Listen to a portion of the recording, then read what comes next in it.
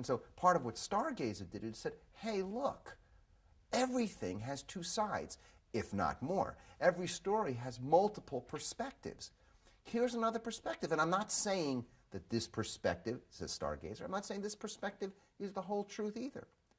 But you know, Pope Urban appreciated science. The church was at the forefront of science for many, many centuries. And this character, who is the oppressed scientist, it's a little bit more complicated than that. Now, it doesn't take a genius, once you hear that, to say, oh my God, we're living through the exact same moment. You can have a Richard Dawkins who is completely out of control in a kind of fundamentalist scientific mode. It doesn't mean that he's not incredibly bright. It doesn't mean that evolution is not, quotation marks, true. But to imagine that he has the total explanation of all reality, and then with a kind of arrogance and rock and roll star quality, to publish a book about, the delusion of all religious people. Tell me how that's so different. And at the same time, when you read the finest religion people, not the low level across the board is bad, whether it's science or religion. When you read some of the previous popes writing on science, the guy knew science. And he wasn't anti-science. And then all of a sudden you recognize that when either side pretends to have the whole truth, it creates the very worst response on the other side. Okay, let me bring you back a little bit to the performance that was at the Asia Society that night. How did you feel? How nervous you were? I mean, there were so many emotions. First, part of me was saying, bottom line, I was scared that, God, what if I really pushed him into something? What if I pushed Craig into something it really wasn't right? Not that I have any power to push people in, but friendship's a funny thing, and I am, quotation marks, the rabbi, and he's very respectful of me. I thought, oh my God, what if I pushed him in this, and all his friends are going to come, and a lot of his friends came, and what if actually it doesn't live up to his expectations, which are pretty high to begin with? And and we're not the largest organization, CLA. We're a little nonprofit. We carry we're smart, but we're small. And what if we don't pull this off with the kind of respect and excellence? So one was fear, and I want to be very honest. I had fear. The next was as people began coming in, and I listened to the rehearsal. I mean, I went to the rehearsal studio. I think 3 nights before, something like that, and I knew the music was going to be great. It was just, could we pull the whole thing off? Because everybody was so excited. And then when you get to the Asia Society and people are coming in and meeting people who are so excited, and the energy in the room was absolutely palpable, and it had been set up beautifully, and then you just do it, and you hope it's going to work out. But that first note, when that first note happened, there was an electricity in the room, and you could feel it. I mean, the Asia Society is a pretty conventional, it's a beautiful place, but I don't think there's been that many rock and roll shows at the Asia Society. Let me put it that way. And so the place really did rock, and the excitement in the room was amazing. And then there was a kind of pride piece too. I mean, wow, my organization, this little organization that's working on some very significant stuff, had this kind of event. So I think I was proud too. Stop for just 1 second. I just want to ask Craig one thing. You don't want any, is it still going? For me, not. Yeah, well, you're not going to use it, doesn't it? You don't want to take this to the level of discussing the thing with the Vatican or anything, right? Because that's not happening at this point? Or do we discuss that as part of this? It's whatever you want. Why don't let's just get it all down. let's get it down, 'cause and that then way you can we use can what you edit, want. yeah. Okay. All right. we have to do our trip. Okay, so we going? Yes, we're cool. I would imagine some relief as well, right? That it all came off well. And Oh, the yeah, I sound mean- worked and that everything was cool. The relief came about 24 hours later when all the tension begins to get released and you fall asleep at 6:30 at night. But but I think the major relief was that it really was a very exciting event, and I think Craig was very, very happy, and Jane was happy, and I know the people who came from the Klal supporters and the people who help support the kinds of things that I'm talking about regarding the reimagining of religion, I think something really happened to them too. It was interesting to me because you used that event, or, I mean, I don't know if use is the right word, but the songs, the rock opera, the story, it all worked so well in terms of also furthering a discussion. So was this your idea of the program, how it would work? You would have the panel afterwards, you would have the discussion. Just tell me a little bit about how you put the evening together. When I came to Craig and asked him about doing the event, part of what Klal is about is it's not just about producing events. It's helping people think about what the events mean. And it's using one kind of media to help us grow in our own wisdom. And historically what we've done in our events is we'll show something or we'll do something that is a little bit outrageous, and then we'll have really interesting people have a conversation about it. And he'll process it. And then we go off to a dinner. We do it for a short time. We do like a 20-minute conversation. Just as everybody really wants to have a conversation, we say, okay, this is over, because it's not our conversation. This is your conversation. So go up to dinner, and there was no, it wasn't assigned seats. It was sit and talk and continue this conversation, because this conversation, in the end, right, it's not about Stargazer. This conversation is about our life and our world today.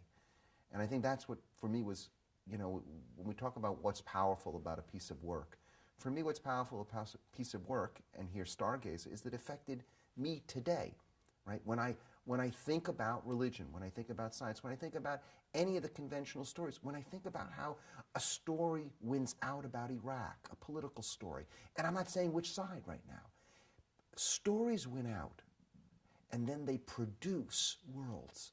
They produce policies that shape individual human communities and shape the world. And we have to be really careful that every story, even if it's 99% true, there's a 1% truth somewhere else.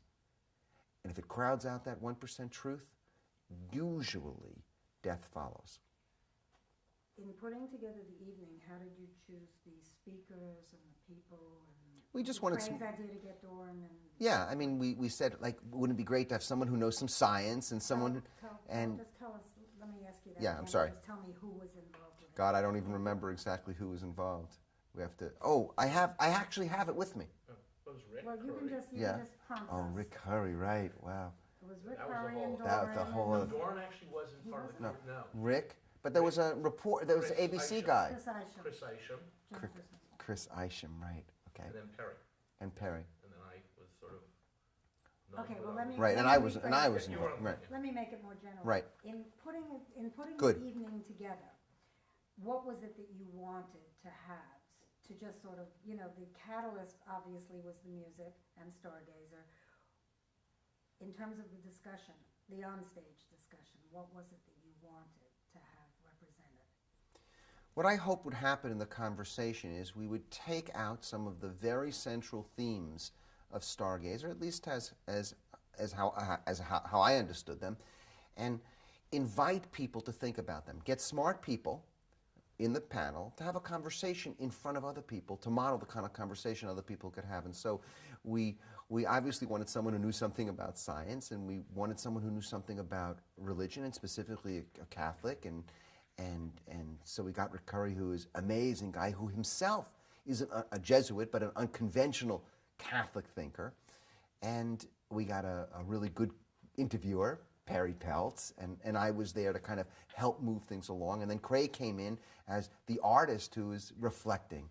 And what happened is the major themes came out from what are the stories that we can't tell in our own communities because other stories have won out, and what is this relationship between science and religion? How are we going to get past the depolarization we had? And all we wanted to do in the conversation was kind of throw out little hints of where the conversation could go amongst the people.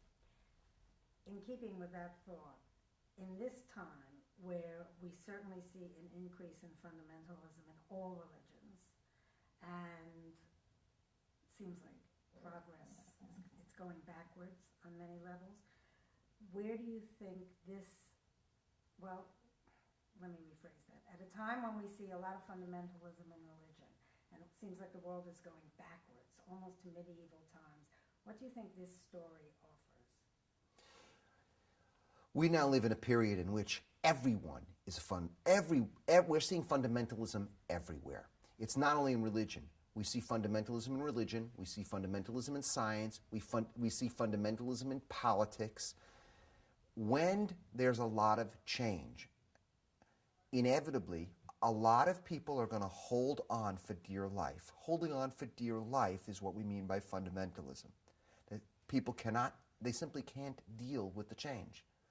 When I watched Stargazer, I said, wow, one of the things I didn't realize, and one of the things I really did learn from Stargazer and then went back and read, was that there was a lot going on in the society that Pope Urban had to deal with. He was holding together, in many ways, a world. I mean, it was Christendom, but that was the world to a great extent. And much was happening, not only plagues and new kinds of knowledge, the ways in which they understood what it meant to be human and what it meant to be in this world was coming apart and unraveling because of all the change. Holding that together while being able to change is a very significant challenge, and we're living in the exact same moment. If you think about the knowledge then, think about quantum reality now. If you think about the decentering of the earth then, just think about the decentering of any religious authority now. And we're in a very similar time in which there's so much change that most people can't deal with that kind of change, and they're going to hold on for dear life. What Stargazer invites people to think about is maybe there's just a little bit more truth that you can discover in some other opinion.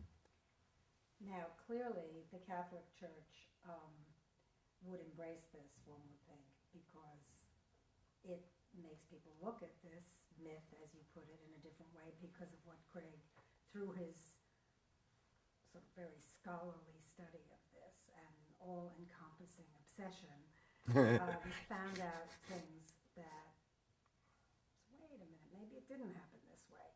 So now when his friend Giorgio suggested to him, this is something that you should perform at the Vatican, first of all, it must have made you really feel like you could get off the hook because that was a lot bigger room. Right? How did it come about that you got involved in taking this to the next step when Craig was approached to possibly have some conversations with people about doing this at the Vatican? When Craig told me that there was a possibility or an interest, or do you think this would work at the Vatican, I actually had two thoughts. One, really I had tears in my eyes, because one was wow, as a rabbi, to even participate in something like that after the history, that's just on a personal level. My father escaped pogroms that were perpetrated by Catholics. And here, in less than 50 years, I had the possibility of participating in any conversation in the Vatican about one of the central issues facing the human community. So one, it was just incredibly moving. The second is that I really do believe, and this is again my way of constructing the story, is that the Vatican and in general the Catholic hierarchy holds a very serious, they have the potential to make a very serious contribution now regarding religion and science. See, Judaism historically has had very little conflict between religion and science. And Catholicism, amongst most religions, has also historically had very little conflict between religion and science. It was not a fundamentalist religion. It always depended on interpretation, as opposed to many evangelical religions that have a kind of literal interpretation of the text and actually don't allow for interpretation. Both Judaism and Catholicism have a rich interpretive tradition.